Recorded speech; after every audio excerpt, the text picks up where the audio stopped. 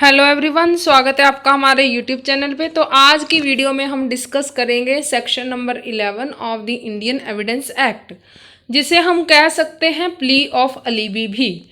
ठीक है। अब भाई जितनी भी आपने हमारी पुरानी वीडियोस देखी, अगर आपने नहीं देखी तो आप देख सकते हैं एविडेंस एक्ट पे। हमने उसमें मोस्ट प्रोबेबली प्ली ऑफ अलीबी की ही एग्जाम्पल ली है। ठीक है। तो आज हम ये मुद्दा ख़त्म करने जा रहे हैं कि क्या होता है प्ली ऑफ अलीबी। ठीक है। आपको क्वेश्चन ऐसे भी आ सकता है एग्जामिनेशन में, when facts not relevant become relevant. अब भाई जो फैक्ट रेलिवेंट नहीं है, हम कह सकते हैं इररेलेवेंट फैक्ट को कब हम रेलिवेंट मानते हैं। ठीक है। सिर्फ और सिर्फ दो तरह के सर्कमस्टांसेस बताता है सेक्शन नंबर 11। छोटे छोटे हैं, पर अगर हम बेयर एक्ट से देखें छोटे छोटे हैं, पर उनकी एक्सप्लेनेशन इतनी ज़्यादा है, उन पर जो है 20 या फिर 25 मार्क्स का आराम से क्वेश्चन बनता है। ठीक है। तो अब हम देखते हैं सबसे पहला सर्कमस्टांस क्या है। When an effect is inconsistent with the relevant fact or fact in issue। अब भाई आप कहोगे भाई ये क्या है, अभी ये इतना कॉम्प्लिकेशंस क्या है। एक एग्जाम्पल बताती हूँ, एग्जाम्पल के माध्यम से आप अच्छे तरीके से समझ लेना। ठीक है। जनवरी 20 को, 1 जनवरी 20 को आप थे दिल्ली में। आप कहेंगे मैम आप हमेशा दिल्ली की एग्जाम्पल क्यों लेते हैं। ठीक है। तो आप थे दिल्ली में, पर आप वैसे तो रेजिडेंट आप पंजाब के हैं। ठीक है। तो उसी रात को बी पर्सन जिससे आपकी पब्लिक में थोड़ी सी लड़ाई झगड़ा हो गया था, तो आपने गुस्से में भी धमकी दे दी भी, हाँ दस किद्दां तू इदा किता मेरे नाल लाइक दिस भी। आपने जो है उसको कुछ भी धमकी वगैरह दी पब्लिक में। ठीक है। उसका मर्डर हो गया इसी रात को। ठीक है। तो अब जो है ये बी साइड की जो है प्रोसिक्यूशन, उन्होंने आप पे केस डाल दिया कि आपने मर्डर किया है। अब भाई प्रोसिक्यूशन, ये जो फैक्ट है, प्रोसिक्यूशन तो यही कहेगी कि भाई आप उस टाइम पे पंजाब में थे, लुधियाना में थे। ठीक है। पर आप क्या कहोगे, मैं तो उस टाइम दिल्ली में था, मैं कैसे मर्डर कर सकता हूँ। आप एविडेंस भी दोगे, क्यों वाकई आप दिल्ली में थे, आप एविडेंस भी तो दोगे ही, आप अपनी टिकट वगैरह कुछ तो दिखाओगे ही, जिस होटल में रुके थे वो दिखाओगे, स्लिप उसकी। ठीक है। तो अब क्या होगा, ये जो सारे इनकंसिस्टेंट फैक्ट हैं रिगार्डिंग योर एब्सेंस इन पंजाब लुधियाना, ठीक है, तो वो भी रेलेवेंट कब बनेंगे। ठीक है। यही बात कहता है सेक्शन नंबर 11। तो अब हम देखते हैं when plea of alibi can be raised. इससे पहले हम देखते हैं कि क्या मतलब होता है प्ली ऑफ अलीबी का। प्ली ऑफ अलीबी एक लैटिन टर्म है जिसका मतलब होता है एल्सवेयर। भाई मैं तो कहीं और था जब ये हुआ, जैसे कि हमने एग्जाम्पल में भी देखा। ठीक है। अब भाई when plea of alibi can be raised, बहुत सारे क्वेश्चंस हैं इसके रिगार्डिंग भी। भाई आपको पता है कि जब मैं दिल्ली में था, पंजाब में था ही नहीं, तो आप ये क्वेश्चन कब रेज करोगे। ऑब्वियस ही है, at the initial stage of the trial. ठीक है। तो अगर आप ये चीज़ बाद में कोर्ट को बताएंगे कि भी नहीं मैं तो उस टाइम पे दिल्ली में था, तो इससे जो है आपका केस जो है बहुत ज़्यादा वीक हो जाएगा, प्रोसिक्यूशन का केस और भी स्ट्रॉन्ग हो जाएगा। ठीक है। जितना डिले करते जाओगे आपके अगेंस्ट होती जाएगी यही प्ली। ठीक है। अब हम देखते हैं कौन ले सकता है plea of alibi, against whom any charge और accusation of accident is asserted. आपके अगेंस्ट ही होगा। आप तो कहोगे भी मैं तो दिल्ली में था, आप कहाँ पर आ रहे हो भैया। ठीक है। तो आप ही जो है प्ली ऑफ अलीबी लेंगे, वो दूसरा बंदा नहीं कहेगा कि हाँ ये तो दिल्ली में था। बी की प्रोसिक्यूशन साइड से, आपकी साइड से ही वो प्ली ली जाएगी। बर्डन ऑफ प्रूफ किस पे होगा भाई। अब भाई आप अगर normal as a rational man आप देखो तो इस चीज़ को प्रूफ कौन करेगा। आई नो कि आपके मन में यही आ रहा होगा कि भाई जब मैं ही दिल्ली में था तो मैं ही प्रूफ करूंगा, सबूत तो सारे मेरे पास हो गए। सेम एग्जैक्ट वही चीज़ यहाँ पर आपने लिखनी है कि burden of proof under section 103 Indian evidence act का 103 सेक्शन, उस पर हमने एक वीडियो बनाई हुई है जिससे जो है आप इन सेक्शंस की शॉर्ट ट्रिक्स भी कह सकते हैं, तो आप ज़रूर देखना, बहुत मेहनत से बनाई है वो वीडियो भी। तो उसमें भी यही बताया गया है कि जो बंदा प्ली ऑफ अलीबी ले रहा है तो बर्डन भी उसी पे होगा इसको प्रूफ करने का। ठीक है। तो अब क्या एग्जाम्पल है, आप एक दो एग्जाम्पल लिख सकते हैं, ठीक है। जैसे कि दिल्ली लुधियाना वाली जो हमारी पर्सनल एग्जाम्पल है तो वो भी लिख सकते हैं। अगर आप कोई भी सिविल केस की एग्जाम्पल लिखना चाहते हैं तो जैसे कि ए के ऊपर एलिगेशंस चार्जेस लगाए गए कि उसने डेफोमेशन की है बी की, ठीक है। तो बाद में ये पता चलता है कि भाई ए तो इलिटरेट है, वो कैसे डिफेम कर सकता है उसे, ठीक है।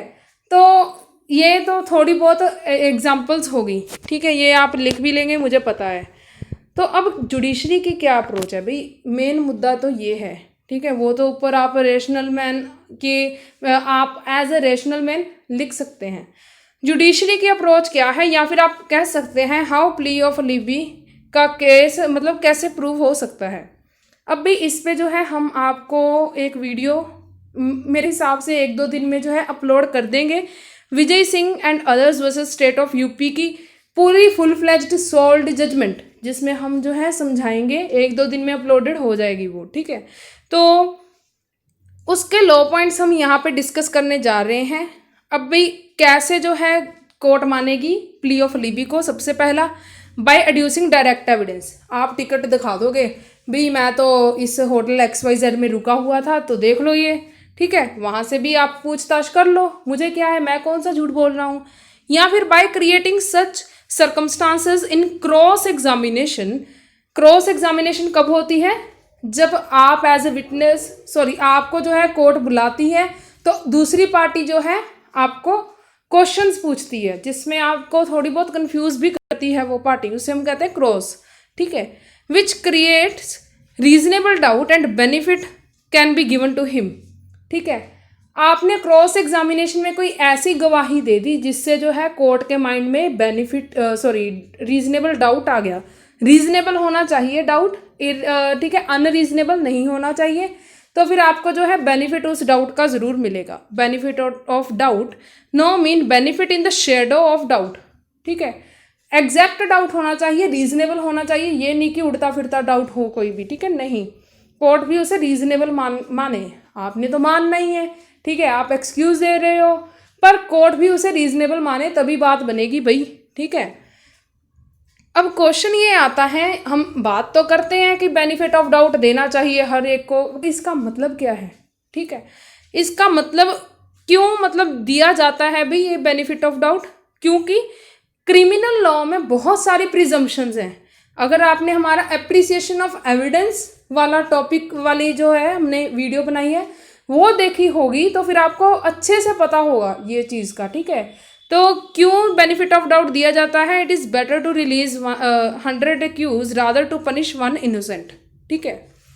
भाई एक बेगुनाह को सज़ा देने से बढ़िया है 100 गुनहगारों को छोड़ दिया जाए। या फिर हम ये भी कह सकते हैं कि बंदा उतनी देर तक इनोसेंट ही माना जाएगा जब तक उसके अगेंस्ट जो है गिल्ट प्रूफ ना हो, ठीक है, उसका गिल्ट प्रूफ ना हो, ठीक है। तो ये तो था पहला सर्कमस्टांसेस के फर्स्ट सब हेड, ठीक है। तो अब हम देखते हैं सेकंड सब हेड। तो इसके लिए जो है आपको एक और चीज़ समझनी पड़ेगी, when non access of husband to his wife in case of illegitimacy, ठीक है। मान लीजिए ए पर्सन है, उसकी शादी हुई बी से। अब भाई शादी जब हुई वो साथ की साथ ही ए चला गया कनाडा, ਆਪਾਂ भी पक्के कनेडा वाले हाँ, ठीक है। भी हुण वोटी नूं बुलाउण लई कनेडा थोड़ा टाइम तो लगूगा ही, नाल ही चला गया कनेडा, ठीक है।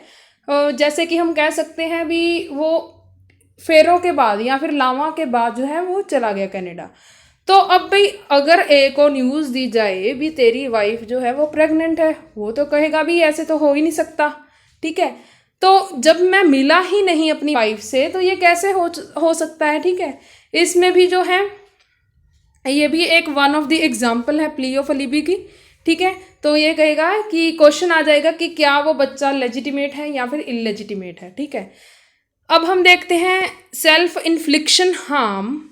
जैसे कि ए को जो है चार्ज किया गया था मर्डर ऑफ बी।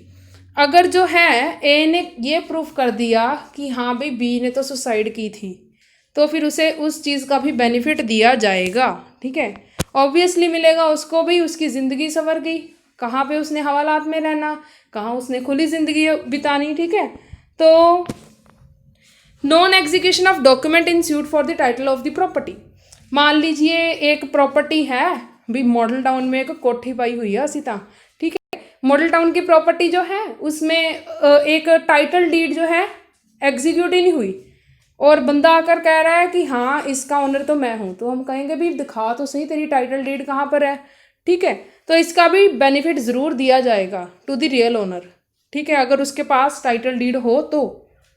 आगे survivor of the alleged deceased. मान लीजिए भी आपको तो पकड़ लिया भी, आपकी बी से जिसकी एनिमिटी थी ना, तो आप सपोज कर लें, ये अलग एग्जांपल है, आप उसी दिन लुधियाने में भी थे और उसी रात को जो है मर्डर भी हुआ, ठीक है।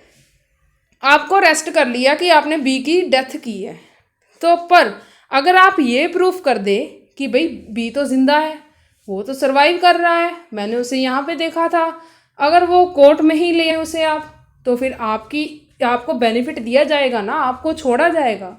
कहाँ पर आपने मर्डर की सज़ा लेनी है, कहाँ पर आपको बिल्कुल आज़ादी मिल रही है, ठीक है। तो it is one of the example of under section 11। तो offence committed by third person, same example आप ले सकते हैं भी, बी का जो है मर्डर मैंने नहीं किया, तीसरे पर्सन ने किया, अगर आपने ये प्रूफ कर दिया तो फिर आपको उसका भी बेनिफिट दिया जाएगा। सो सेकेंड सर्कमस्टांस देखते हैं, व्हेन एग्जिस्टेंस और non existence of any fact in issue और रेलिवेंट फैक्ट इज प्रोबेबल और नॉन प्रोबेबल। अब आप कहोगे मैम ये क्या है, ठीक है, कुछ भी नहीं है, इजी है। सबसे पहले आपको पता होना चाहिए प्रोबेबल का मतलब और इनप्रोबेबल का मतलब, ठीक है। प्रोबेबल का क्या मतलब है, प्रोबेबिलिटी, संभावना हो कि हाँ it may be happen. Non probable का मतलब क्या है, जब कोई संभावना ना हो, ठीक है, कि हाँ ये हो भी सकता है। अब भाई कोई भी एग्जिस्टेंस किसी फैक्ट की या फिर नॉन एग्जिस्टेंस जो कि रिलेट करती हो इशू से, फैक्ट इन इशू से या फिर रेलेवेंट फैक्ट से, ठीक है, तो उनकी प्रोबेबिलिटी देखी जाती है। जैसे कि ए जो है, a carrying arm in the public road in business hours, ठीक है, तो ये माना जाएगा कि हाँ उसने जो है कुछ भी गलत काम करना है, ठीक है, रॉयट्स वगैरह जो है उसकी कराने की प्लानिंग चल रही है। आगे हम देखते हैं non probable, Santa Singh versus state of Punjab का केस है। इसमें ये बताया गया है कि मान लीजिए रिपोर्ट जो है एक्सपर्ट्स की वो ये आई कि भी मर्डर की डिसीज़ की जो डेथ हुई है वो हुई है, उसको 25 फुट से जो है ना निशाना दागा गया उस पर, बंदूक से हुई है, पर उसकी रिपोर्ट मेडिकल रिपोर्ट, सॉरी मैं फिर से रिपीट करती हूँ, मान लीजिए ये कहा गया था प्रोसिक्यूशन के द्वारा कि डिसीज़ की डेथ जो है वो 25 फीट से गोली चलाकर उसकी डेथ हुई है, पर मेडिकल रिपोर्ट क्या बताती है, वो कहती है कि भाई इसकी डेथ तो जब गोली बजी थी तो 1 यार्ड का भी फ़र्क नहीं था, ठीक है, लेस देन 1 यार्ड। तो ये दोनों फैक्ट हालांकि एक दूसरे से मेल नहीं खा रहे, ठीक है, पर फिर भी ये रेलिवेंट होंगे, ठीक है। तो it is all about this section number 11। तो अगर आपको ज़रा सी भी वीडियो पसंद आई please like, comment, share and subscribe my channel, हमें भी मोटिवेशन मिलेगी। So God bless you all, thank you.